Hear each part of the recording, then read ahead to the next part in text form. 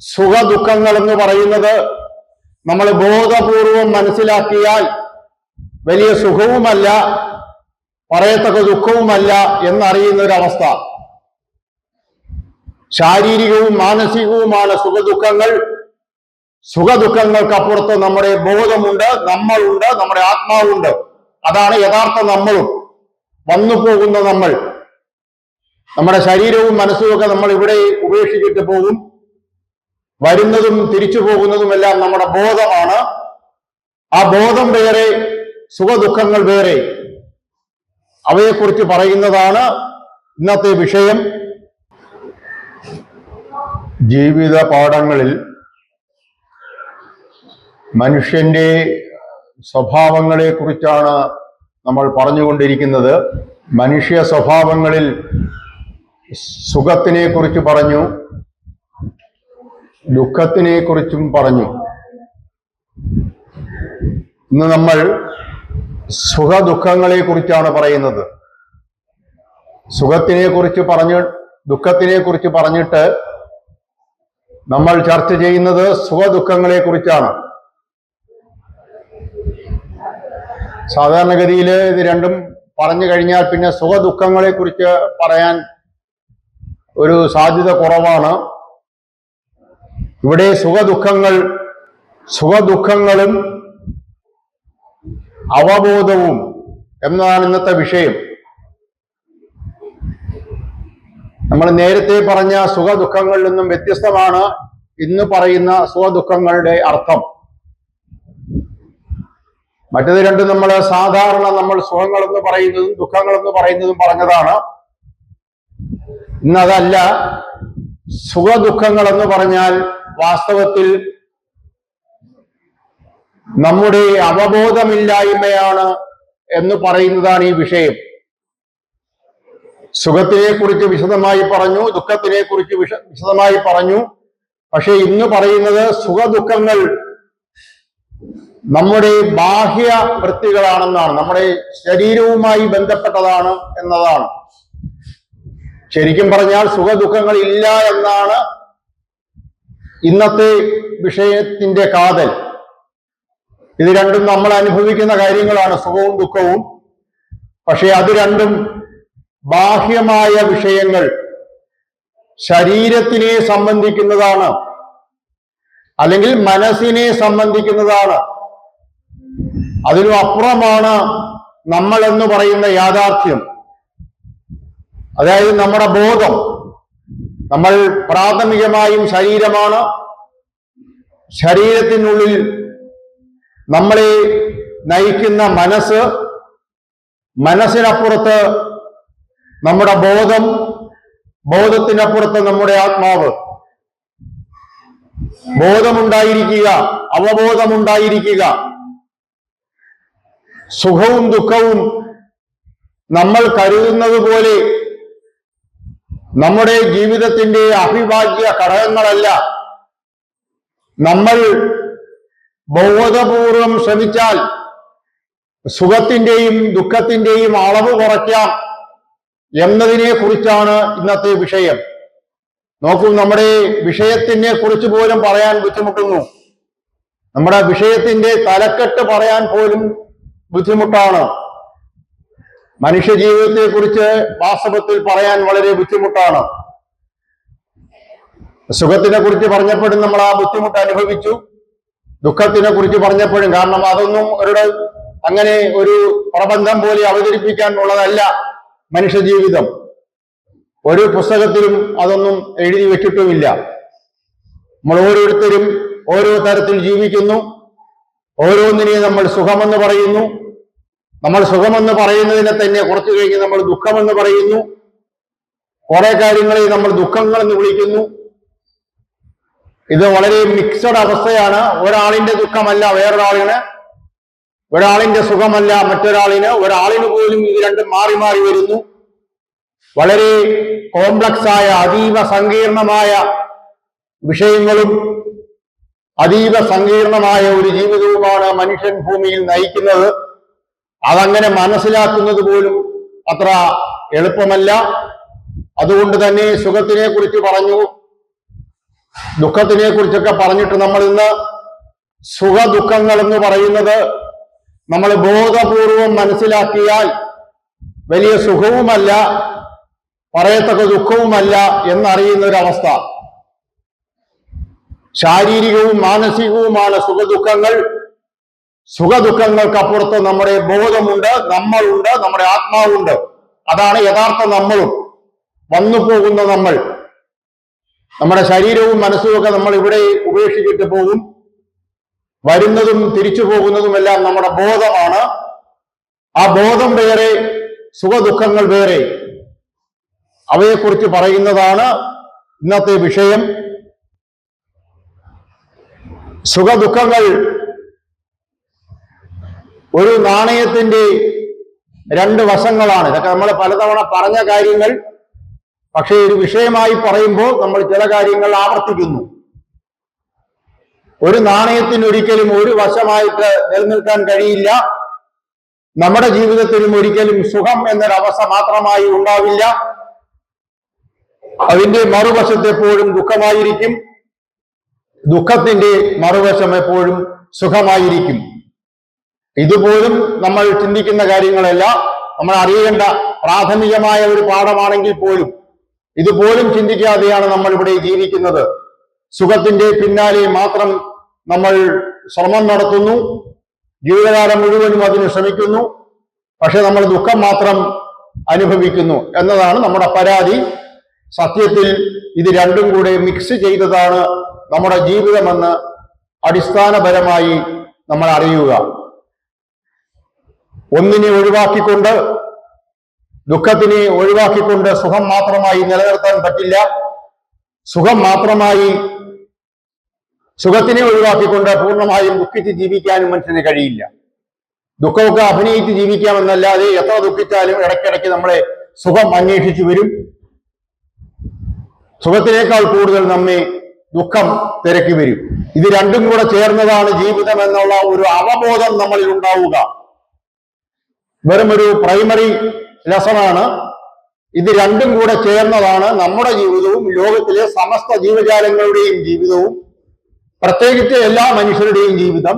സുഖദുഃഖങ്ങൾ ചേർന്നതാണ്.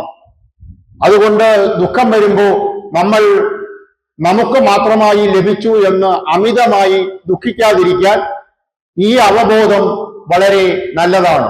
സുഖം എന്ന് പറയുന്ന അവസ്ഥ വരുമ്പോൾ നമ്മൾ പലതിനെയും സുഖമെന്ന് വിളിക്കുന്നതാണ്. ദുഃഖത്തിന്റെ അളവ് കുറയുമ്പോൾ നമ്മൾ അതിനെ സുഖമെന്ന് വിളിക്കുന്നു. സുഖം എന്ന അവസ്ഥ വരുമ്പോൾ അമിതമായി സന്തോഷിച്ച് നൃത്തം ചെയ്യുകയാണ് നമ്മൾ. അത് ശരിയല്ല. സുഖം വരുമ്പോൾ ഇപ്പോൾ സുഖമാണ്, കുഴപ്പമില്ലാതിരിക്കട്ടെ എന്ന് മാത്രം കരുതിയാൽ മതി. അമിതമായി സുഖത്തിനെ നമ്മൾ ആനയിച്ച് സ്വീകരിച്ചു വരുത്തി അതിനോടൊപ്പം ചേർന്ന് നൃത്തമാടാതിരിക്കുക. അതാണ് നമ്മൾ മനുഷ്യർ ചെയ്യുന്നത്. അതങ്ങനെ നൃത്തം തുടരണമെന്ന് നമ്മൾ ആഗ്രഹിക്കുന്നു. അതൊരിക്കലും സംഭവിക്കില്ല എന്ന് നമ്മൾ ചിന്തിക്കുന്നില്ല. സുഖത്തിനെ ആവശ്യത്തിന് സ്വീകരിക്കുക, അമിത സുഖത്തിന്റെ പിന്നാലെ നമ്മൾ പോകാതിരിക്കുക. ഒന്നത് സുഖം എന്ന് പറയുന്നത് തന്നെ പലപ്പോഴും നല്ല പറ്റിപ്പുകളാണ്. അത് നമ്മൾ ഒരിക്കൽ പറഞ്ഞതാണ്, ഇനി ഒരിക്കലും പറയും. സുഖത്തിനെ അമിതമായി ആശ്ലേഷിക്കാതിരിക്കുക, സുഖത്തിനോട് അമിതമായി ആസക്തി കാണിക്കാതിരിക്കുക, അതിനോടൊപ്പം ചേർന്ന് അമിതമായി സന്തോഷിക്കാതിരിക്കുക. അതേപടി ദുഃഖമുണ്ടാവുമ്പോൾ മാറത്തടിച്ച് നിലവിളിക്കുകയാണ് നമ്മുടെ ജോലി. എല്ലാ മനുഷ്യരും നമ്മളെല്ലാം ചെയ്യുന്നത്. സഹിക്കാൻ വയ്യ എന്നൊരവസ്ഥയിൽ വളരെയധികം ദുഃഖിക്കുന്നു നമ്മൾ. സുഖത്തിന് അമിതമായി സുഖം അനുഭവിക്കുന്ന ഒരാൾ ദുഃഖത്തിൽ അമിതമായി ദുഃഖിക്കുന്നു.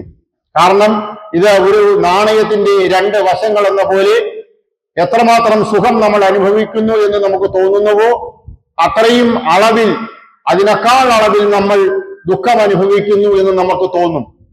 അതുകൊണ്ട് സുഖത്തിനെ അമിതമായി ആശ്ലേഷിച്ച് സ്വീകരിക്കാതിരിക്കുക, ദുഃഖത്തിനെയും അതേപടി അമിതമായി ദുഃഖത്തിന്റെ പേരിൽ ദുഃഖിക്കാതിരിക്കുക. ഇത് രണ്ടും വന്നു പോവും.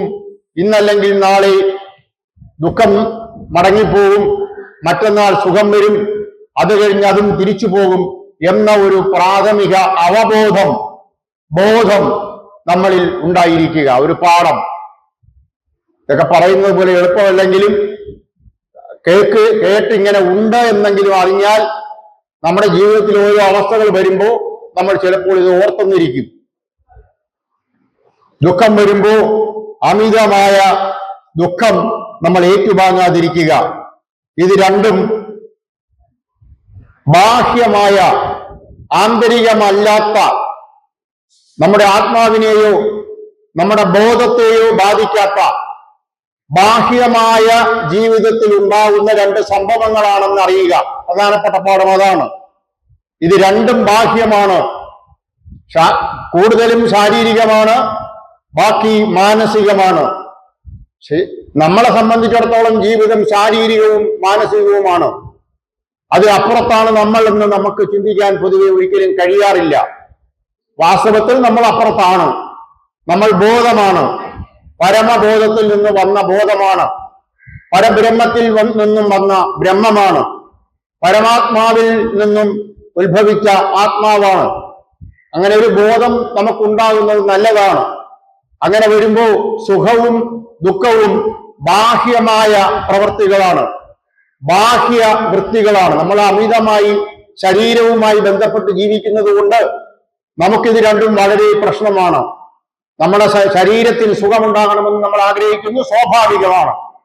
അതിന് അമിതമായ തണുപ്പ് വരുമ്പോൾ നമുക്ക് പുതപ്പെടുത്ത് മൂടി അതിനെ ചൂട് പിടിപ്പിക്കണമെന്നും തിരിച്ച് അമിതമായി ചൂട് വരുമ്പോൾ അവിടെ തണുപ്പുണ്ടാവണമെന്നൊക്കെ എന്നുള്ളത് ശരീരത്തിന്റെ നിലനിൽപ്പിന്റെയും കൂടെ ആവശ്യമാണത്. പക്ഷേ അതൊടുവിൽ നമ്മൾ പരമാവധി ശരീരത്തിന് സുഖം കൊടുക്കുന്ന, പരമാവധി മനസ്സിന് സുഖം കൊടുക്കുന്ന അവസ്ഥയിലേക്ക് നമ്മുടെ ജീവിതം പോകുന്നു. നമ്മളെല്ലാവരും ഭൂമിയിൽ ശരീരത്തിനെയും മനസ്സിനെയും മാത്രം പരിഗണിക്കുകയും അതിൽ ജീവിക്കുകയും അതിൽ സുഖിച്ച് അതിൽ ദുഃഖിച്ച് മരിക്കുകയും ചെയ്യുന്നു. നമ്മൾ കാര്യം യഥാർത്ഥത്തിൽ മനസ്സിലാക്കുന്നില്ല. നമ്മൾ ധരിക്കുന്നത് നമ്മുടെ ജീവിതം എന്ന് പറയുന്നത് ശരീരത്തിന്റെ വിഷയമാണ്. വാസ്തവത്തിൽ ശരീരത്തിന്റെയും മനസ്സിന്റെയും വിഷയം തന്നെയാണ്. അത് ജീവിക്കാനായിട്ട് നമുക്ക് ശരീരം വേണം, ജീവിക്കാനായി നമുക്ക് മനസ്സ് വേണം. പക്ഷെ ഇത് രണ്ടും മാത്രമല്ല, നമ്മൾ ഇതിനും രണ്ടിനും അപ്പുറത്ത് നമ്മൾ വേറൊന്നാണ് എന്ന് അറിയുന്നതാണ് ജീവിതം. പക്ഷെ അത് വലിയ ബുദ്ധിമുട്ടാണ്. സുഖവും ദുഃഖവും ശരീരത്തിന്റെയും മനസ്സിന്റെയും അവസ്ഥയാണ്. അത് ശരിക്കും ബാഹ്യമായ പ്രവൃത്തികളാണ്. അവ പുറത്തു നിന്നുള്ളവയാണ്. അത് പുറത്തുനിന്ന് വരുന്നതുമാണ്. അത് പുറത്തുനിന്ന് വന്ന് നമ്മളിൽ പ്രവേശിച്ച് നമ്മളെ സുഖിപ്പിക്കുകയും നമ്മളെ ദുഃഖിപ്പിക്കുകയും ആണ്. ഇത് രണ്ടും ശരിക്കും പറഞ്ഞാൽ നമുക്കറിയുന്ന വിഷയമല്ലെങ്കിലും നമ്മൾ അറിയേണ്ടത് ഇത് രണ്ടും നമ്മുടെ ആത്മാവിനെ ബാധിക്കില്ല എന്നും നമ്മുടെ ബോധത്തെ ബാധിക്കില്ല എന്നും നമ്മൾ അറിയുന്ന ഒരു ആന്തരിക അവസ്ഥയുണ്ട്. ശരിക്കും പറഞ്ഞാൽ നമുക്ക് രണ്ട് തരത്തിലുള്ള ജീവിതമുണ്ട്. അത് നമ്മളങ്ങനെ വിശ്വസിച്ചാലും മനസ്സിലാക്കിയാലും പഠിച്ചാലും പഠിച്ചില്ലെങ്കിലും നമുക്ക് രണ്ട് തരത്തിലുള്ള ജീവിതമുണ്ട്. ഒന്ന് ബാഹ്യ ജീവിതം. ആ ബാഹ്യ ജീവിതത്തിലാണ് ശരീരം വരുന്നത്, അതിലാണ് മനസ്സ് വരുന്നത്. ശരിക്കും നമ്മൾ വിചാരിക്കുന്നത് നമുക്ക് രണ്ട് തരത്തിലുള്ള ജീവിതമുണ്ട്, ഒന്ന് ബാഹ്യവും മറ്റൊന്ന് മാനസികവും. അങ്ങനെയാണ് നമ്മുടെ മുഴുവൻ ജീവിത പ്രവൃത്തികളും ചിന്തയും എല്ലാം പോകുന്നത്. പക്ഷേ ശരീരവും മനസ്സും ബാഹ്യവും, മനസ്സിനപ്പുറത്തുള്ള ബോധവും ആത്മാവും ആന്തരികവും. ആന്തരികമായ ആത്മാവായ നമ്മൾ ഈശ്വരനെ വിളിക്കുമ്പോൾ അന്ന് നമുക്ക് കിട്ടുന്ന എന്തെങ്കിലും ഒരു സമാധാനം അത് ശാരീരികമല്ല, അത് ശരിക്കും മാനസികവുമല്ല, അത് ആത്മീയവും ബോധപരവുമാണ്. അതാണ് നമ്മുടെ ആന്തരിക ജീവിതം. ധ്യാനത്തിൽ അതാണ് സംഭവിക്കുന്നത്. ചില സമയങ്ങളിൽ നമ്മൾ ഒരു പ്രധാനപ്പെട്ട ഒരു നല്ല കാഴ്ച കാണുമ്പോൾ ഒരു സെക്കൻഡ് നേരം നമ്മൾ ആന്തരികമായി സന്തോഷിക്കുന്നു. നമ്മളെല്ലാവരും നമ്മൾ പോലും അറിയാതെ ആന്തരികമായി സന്തോഷിക്കാറുണ്ട്. വാസ്തവത്തിൽ ആന്തരികമായി സന്തോഷമേ ഉണ്ടാവുള്ളൂ, ആന്തരികമായി ദുഃഖമുണ്ടാവില്ല എന്നുള്ളതാ. നമുക്കത് അറിയില്ല. നമ്മുടെ ദുഃഖമൊക്കെ മാനസിക തരത്തിൽ വരത്തുനിന്ന് നിൽക്കും. അതിനപ്പുറത്തുള്ളത് ആന്തരികമാണ്, അത് ശരിക്കും സുഖവുമാണ്. പക്ഷെ നമുക്ക് അതിനെക്കുറിച്ച് അറിയില്ല. അത്ര എളുപ്പമല്ല അറിയാൻ. ഇതിനെക്കുറിച്ചൊക്കെ ഇങ്ങനെ അറിഞ്ഞു വെച്ചിരുന്നാൽ ഒരു ബോധം നമ്മളിൽ നിലനിൽക്കും. അത് ക്രമേണ പ്രായം കൂടുമ്പോൾ നമുക്ക് ഇത് രണ്ടും വ്യത്യാസമുണ്ടെന്നും നമ്മൾ അമിതമായി സുഖിക്കാനായി നടക്കാൻ പാടില്ലെന്നും അമിതമായി അതിന്റെ പേരിൽ ദുഃഖിക്കേണ്ട കാര്യവും ഇല്ല എന്നും നമ്മളൊരു പാഠം പഠിക്കും. അത്രയേ ഇതിൽ നടക്കുള്ളൂ. മറ്റേ യോഗീശ്വരന്മാരും ഋഷിമാരും ഒക്കെ എത്തിച്ചേർന്ന ആന്തരികാവസ്ഥയെ കുറിച്ചൊന്നും നമ്മൾ പറയുന്നുമില്ല. നമ്മളൊക്കെ അങ്ങനെ ആകാൻ പോകുന്നു എന്ന് ചിന്തിക്കുന്നുമില്ല. പകരം നമ്മുടെ ലൈഫിനെ കുറിച്ച് നമ്മൾ ഈ കാര്യങ്ങൾ മനസ്സിലാക്കിയിരിക്കുക. നമുക്ക് സുഖം വരുമ്പോ, സുഖമെന്ന് നമ്മൾ പറയുന്ന ഓരോ അവസ്ഥകൾ, ധാരാളം കാര്യങ്ങളുണ്ട് സുഖാവസ്ഥകൾ എന്ന് പറയുന്നത്. സുഖം ഇല്ലാതെ നമുക്ക് ഇവിടെ ജീവിക്കാനൊന്നും പറ്റില്ല. കുറച്ച് സുഖം ഇല്ലാതെ നമുക്ക് ജീവിക്കാൻ പറ്റില്ല. ശാരീരിക സുഖവും മാനസിക സുഖവും മസ്റ്റാണ്. പക്ഷേ അതിൽ അപ്പുറത്ത് സുഖം എന്നും പറഞ്ഞാൽ നമ്മൾ ജീവിക്കുന്നത്. അങ്ങനെ സുഖം വരുമ്പോ നമ്മൾ ആ സുഖത്തിനെ കുറച്ചൊന്ന് അകറ്റി നിർത്തുക എന്നുള്ളതാണ്. അത് ബാഹ്യമായ സുഖമാണ്, അല്ലെങ്കിൽ ഇത് താൽക്കാലികമായ മാനസിക സുഖമാണ്. നാളെ ഇത് നഷ്ടപ്പെടുമ്പോ ഞാൻ ഇതിൽ വിഷമിക്കേണ്ടതില്ല എന്നൊരു ചിന്ത നമ്മളിൽ ഉണ്ടാകാൻ പഠിക്കുക. നമ്മൾ വേറെ കുറെ ആൾക്കാർ തൊഴുന്നു എന്ന് വെക്കുക, നമിക്കുന്നു എന്ന് വെക്കുക. നമുക്ക് എല്ലാവർക്കും മറ്റുള്ളവർ നമിക്കുന്നത് വളരെ ഇഷ്ടമാണ്. നമ്മളെ ഒരാൾ പോലും തൊഴുന്നില്ല എന്നുള്ളതാണ് നമ്മുടെ ജീവിത പ്രശ്നവും നമ്മുടെ ദുഃഖവും. നമ്മളെ മറ്റുള്ളവർ തൊഴണമെന്നുള്ളതാണ് നമ്മുടെ ഏറ്റവും വലിയ ആഗ്രഹം. വാസ്തവത്തിൽ ശരീരത്തിനേക്കാൾ അത് മനസ്സുണ്ടാക്കുന്ന ഒരു കുഴഞ്ഞ പ്രശ്നമാണ്. നമ്മുടെ മനസ്സ് വലിയ കുഴപ്പം പിടിച്ചൊരു സാധനമാണെന്ന് നമ്മുടെ മനസ്സിനെ കുറിച്ച് പറയുമ്പോൾ പറയും. മിക്കവാറും മനസ്സിനെ കുറിച്ച് നമ്മൾ 4-5 ആഴ്ച പറഞ്ഞാലും തീരുകയുമില്ല. അത്രയ്ക്ക് നമ്മളെ കുഴപ്പിക്കുന്നതാണ് ഈ മനസ്സ്. ഈ മനസ്സാണ് നമ്മൾ മറ്റുള്ളവരുടെ ബഹുമാനം അന്വേഷിച്ച് നടക്കുന്നത്. അപ്പോൾ മറ്റുള്ളവർ നമ്മളെ നമിക്കുമ്പോൾ, നമസ്കരിക്കുമ്പോൾ നമുക്ക് വലിയൊരു തൃപ്തിയും സന്തോഷവും ഉണ്ടാകുന്നു. അപ്പോഴൊരു സുഖം തോന്നും. പക്ഷെ വാസ്തവത്തിൽ മനസ്സിലാക്കുക, ഈ മറ്റുള്ളവർ അപ്പോഴെന്തോ തോന്നി, അവർക്ക് നമ്മളെ തൊഴണമെന്ന് തോന്നി, അവർ തൊഴുതു. കുറച്ചു കഴിയുമ്പോൾ അവർക്ക് തോന്നും തൊഴണ്ട എന്ന് തോന്നും, അവർ ചിലപ്പോൾ തൊഴിക്കും. അപ്പോൾ അത് നമ്മൾ മനസ്സിലാക്കണം. നമ്മളെ പുകഴ്ത്തുന്ന ധാരാളം പേര് നമ്മളെ ഇകഴ്ത്തുകയും ചെയ്യും എന്ന് നമ്മൾ അറിയുക. അത് അവരുടെ മാനസിക നില എന്താണോ അത് അതുപോലെ ഇരിക്കും. അവര് നമ്മളെ പ്രശംസിച്ചു, അത് ഇന്ന് പ്രശംസിച്ചു, എനിക്ക് സന്തോഷം തോന്നി. നാളെയും പ്രശംസിച്ചു, എനിക്ക് സന്തോഷം തോന്നി. മറ്റന്നാൾ അവർ എന്നെ എതിർത്തു, അപ്പോൾ എനിക്ക് ഭയങ്കര ദുഃഖം തോന്നി. ഇതിന്റെ ആവശ്യം എന്താണ്? ആദ്യമേ അവരുടെ ഈ നമിക്കലിൽ നമ്മൾ വലിയായിട്ട് സന്തോഷിക്കാതിരിക്കുക. കാരണം മനുഷ്യൻ എന്ന് പറയുന്നത് രാവിലെ ഒന്ന് പറയും, ഉച്ചയ്ക്ക് വേറൊന്ന് പറയും, വൈകുന്നേരം വേറൊന്ന് പറയും. അങ്ങനെ പറയുന്ന ആൾക്കാരുടെ അഭിനന്ദനത്തിൽ നമ്മൾ സന്തോഷിച്ചാൽ വൈകുന്നേരം കഴിഞ്ഞ് അടുത്ത ദിവസം രാവിലെ അവർ നമ്മളെ കുറ്റപ്പെടുത്തുമ്പോൾ, നമ്മളെ വളരെ വളരെ മോശമായി നമ്മളെ കുറിച്ച് പറയുമ്പോൾ നമ്മൾ അങ്ങേയറ്റം ദുഃഖിക്കേണ്ടി വരും. ഇതൊക്കെ വെറും താൽക്കാലികമായ അവസ്ഥയാണ്. ഒരു ബാഹ്യമായ അവസ്ഥ ഇന്നുണ്ടായതാ. പുറമേ ഉള്ള ഒരാള് നമ്മളെ പ്രശംസിച്ചു, നമുക്ക് വളരെ സന്തോഷം തോന്നി. ശരീരത്തിനും തോന്നും, മനസ്സിനും തോന്നും. കൂടുതൽ മനസ്സിനാ തോന്നുന്നത്. നമ്മൾ വളരെ ജാടയും പോലും ഒക്കെ ആയിട്ട് നിൽക്കുന്ന കാണാം കുറച്ചു നേരം. അത് കഴിഞ്ഞിട്ട് അവര് മാറിപ്പറഞ്ഞു, അല്ലെങ്കിൽ വേറൊരാൾ നമ്മളെ മോശമായി പറഞ്ഞതായിട്ട് നമ്മൾ അറിഞ്ഞാൽ മതി, ഭയങ്കര വിഷമമാണ്. പിന്നെ എന്നാലും ആ ആള് എന്നെ ഇങ്ങനെ പറഞ്ഞല്ലോ. ആലോചിച്ച് നോക്കൂ, ഇത് രണ്ടും പുറമേ നിന്ന് വന്ന സാധനങ്ങളാ. നമ്മളുമായി പറയത്തക്ക ഒരു ബന്ധവുമില്ല. നമ്മളുമായി ഒരു ബന്ധവുമില്ലാത്ത കാര്യങ്ങളെ നമുക്ക് വേണമെന്ന് ആഗ്രഹിച്ച് നമ്മൾ പ്രശംസയൊക്കെ പിടിച്ചു വാങ്ങിയിട്ട് അവരെ കൊണ്ടോ വേറെ ഒരാളെ കൊണ്ടോ ഒടുവിൽ എതിർത്ത് പറയിപ്പിച്ച് ദുഃഖവും സുഖവും നമ്മൾ അനുഭവിക്കുകയാണ്.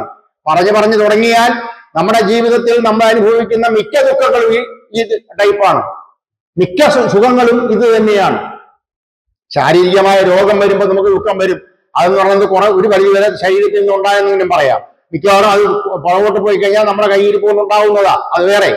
എന്നാലും ഈ മറ്റുള്ളവരുടെ നാവിൽ നിന്നും വരുന്ന കാര്യങ്ങൾ വെച്ചിട്ട് നമ്മൾ സുഖവും ദുഃഖവും അന്വേഷിച്ച് നടന്നാൽ നമ്മളെ എവിടെ എത്തിച്ചേരും? നമ്മൾ എന്താണ് സുഖമെന്ന് കരുതുന്നത്? നമ്മൾ എന്താണ് ദുഃഖമെന്ന് കരുതുന്നത്? ഇത് രണ്ടും പലപ്പോഴും, എപ്പോഴും ഒന്നുപോലെയല്ല, പലപ്പോഴും ഇത് ബാഹ്യമാണ്. നമുക്കിത് ആദ്യത്തത് വേണ്ടെന്ന് വെച്ചാൽ രണ്ടാമത്തതിൽ നിന്നും നമുക്ക് രക്ഷപ്പെടാൻ പറ്റും. അമിതമായി സുഖിക്കാൻ നടന്നാൽ നമ്മൾ അതിനാനുപാതികമായി ദുഃഖിക്കേണ്ടി വരും. ഇത് രണ്ടും നമ്മുടെ നിയന്ത്രണത്തിലല്ലാത്തത് കൊണ്ടാണ്. ഇത് രണ്ടും പുറമേ നിന്നുള്ള കാര്യങ്ങളാണ്. പുറമേ നിന്നുള്ള കാര്യങ്ങളിൽ നമ്മൾ സുഖം അനുഭവിച്ചാൽ പുറമേ നിന്നുള്ള കാര്യങ്ങളിൽ ദുഃഖിക്കാൻ നമ്മൾ ബാധ്യസ്ഥരാവേണ്ടി വരും. അതുകൊണ്ടാണ് പൊതുവെ പറയുന്നത് സുഖദുഃഖങ്ങൾ ബാഹ്യ പ്രവർത്തികളാണ്. അത് പുറമേ നിന്ന് വരുന്നതാണ്, അവ ആന്തരികം അല്ല. കാരണം അത് വരും, കുറച്ചു നേരം നിൽക്കും, വന്നിട്ടത് പോകും. ഇതിനെക്കുറിച്ചൊന്ന് പഠിച്ചാൽ, മനസ്സിലാക്കിയാൽ നമ്മുടെ ജീവിതത്തിൽ പൊതുവെ സുഖദുഃഖങ്ങളുടെ അളവ് കുറയും. പക്ഷെ പ്രശ്നം, ദുഃഖത്തിന്റെ അളവ് കുറയുന്നതിനനുസരിച്ച് നമ്മുടെ സുഖത്തിന്റെ അളവും കുറയും. നമ്മുടെ സുഖമെന്ന് പറയുന്നതിന്റെ അളവ് കുറയും. ഒന്നാമത് കഴിഞ്ഞ തവണ ഞാൻ പറഞ്ഞു, ഇതെല്ലാം രണ്ടും വ്യാജ സുഖവും വ്യാജ ദുഃഖങ്ങളുമാണ്, ക്രിയേറ്റീവാണ്, മറ്റുള്ളവരുടെ പ്രശംസ. ഇപ്പോഴത്തെ ആധുനിക കാലത്ത് സോഷ്യൽ മീഡിയ വഴി നമ്മുടെ ജോലിയെ ഇതാണ്. നമ്മളുടെ അവസ്ഥ, നമ്മളിവിടെ ഭൂമിയിൽ ജീവിച്ചിരിക്കുന്നു, ഞാനൊരു വാഴ നട്ടു, അത് കൊലച്ചു, അതിന് ഇത്ര പടലയുണ്ട് എന്നും പറഞ്ഞ് അതെടുത്ത് കാണിപ്പാണ് നമ്മുടെ എല്ലാവരുടെയും ജോലി. നമ്മൾ ഇവിടെ ഉണ്ട്, എന്നെ നോക്കൂ, എന്നെ കാണൂ, എന്റെ നേട്ടങ്ങൾ നിങ്ങൾ അറിയൂ, എന്നെ പ്രശംസിക്കൂ, ലൈക്ക് ചെയ്യൂ എന്ന് പറഞ്ഞ് നമ്മൾ നടക്കുകയാണ്. നമുക്ക് ബോധമില്ല, ബാക്കിയുള്ള നാട്ടുകാർക്ക് പിന്നെ എങ്ങനെ ബോധം വരും? ഈ അങ്ങോട്ടും ഇങ്ങോട്ടും ബോധമില്ലാത്ത ഈ ലൈക്കുകാർ എവിടെ ചെന്ന് അവസാനിക്കും? അതുകൊണ്ട് സുഖദുഃഖങ്ങൾ, നമ്മൾ വളരെ പാടുപെട്ടുണ്ടാക്കുന്ന സുഖങ്ങളൊന്നും നിൽക്കാറില്ല എന്ന് നമ്മൾക്ക് തന്നെ അറിയാൻ പറ്റും. നമ്മുടെ ജീവിതത്തിൽ തന്നെ നമ്മൾ എത്രയോ സുഖങ്ങൾ കണ്ടെത്തി. കഴിഞ്ഞ തവണ വിശദമായി ദുഃഖത്തിനെയും സുഖത്തിനെയും പറഞ്ഞതാ. നമ്മൾ വളരെ പാടുപെട്ട് കണ്ടെത്തിയ ഒരു സുഖവും നമ്മളെ കൂടെ നിൽക്കാറില്ല. പകരം നോക്കുമ്പോൾ അവിടെ ദുഃഖമാണ് നിൽക്കുന്നത്. അതായത് നമ്മൾ തന്നെയാണ് കണ്ടെത്തുന്നത്. നമ്മൾ കണ്ടെത്തുന്ന സുഖങ്ങളെല്ലാം ക്രമേണ ദുഃഖങ്ങളായി മാറും. ദുഃഖം ക്രമേണ നമ്മൾ പോലും അറിയാതെ സുഖമായി, ദുഃഖം ഇല്ലാതെ വരുമ്പോൾ സുഖം എന്ന ഒരു അവസ്ഥയിലേക്ക് എത്തും. സുഖത്തിലും ദുഃഖത്തിലും കൂടുതൽ ഇഴുകി ചേരാതിരിക്കുക, അമിതമായ അറ്റാച്ച്മെന്റ് രണ്ടിനോടും പാടില്ല. നമ്മൾ പൊതുവെ കേട്ടിട്ടുള്ളത് അമിതമായി ദുഃഖിക്കാതിരിക്കുക എന്നുള്ളതാണ്. പക്ഷെ വാസ്തവത്തിൽ ചെയ്യേണ്ടത് അമിതമായി സുഖത്തിന്റെ പിന്നാലെ ഓടായി. സുഖം എന്ന് പറഞ്ഞാൽ ആയിരക്കണക്കിന് സുഖങ്ങളുണ്ട്, മിക്കതും നമുക്കറിയാം. ഈ അമിതമായി സുഖത്തിന്റെ പിന്നാലെ ഓടാതിരിക്കുക. നമ്മുടെ 5 ഇന്ദ്രിയങ്ങളും കൂടെ മെനക്കെട്ട് സുഖം അന്വേഷിച്ച് നടക്കുകയാണ്.